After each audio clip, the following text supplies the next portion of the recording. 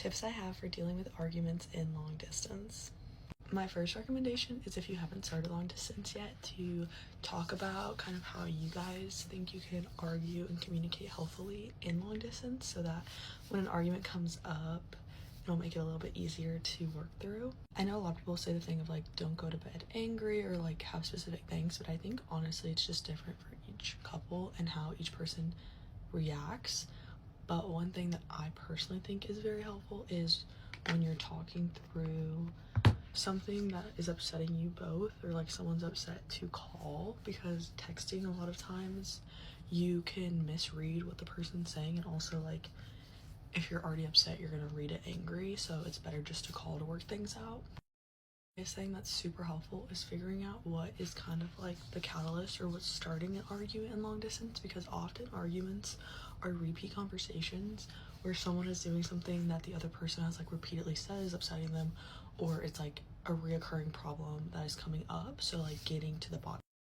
A very common one I feel like I've heard before is that people feel like the communication isn't great in long distance. Like one person wants to talk more, or they don't feel like they're like, one person doesn't feel like they're bonding with the other person in long distance. Like it doesn't even feel like they're in a relationship.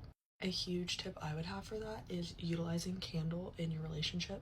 Last year me and my boyfriend didn't use Candle, and this year we do, and I definitely could say that I see a big difference, just because it's really hard sometimes in long distance to come up with new conversations. So then you just stop making conversations, and then you're just texting like, how was your day, what are you doing, what's your plans for the day, which those are good conversations, those need to be had, but you also want fun new ones. Like Candle makes it easy because they already have come up with them for you.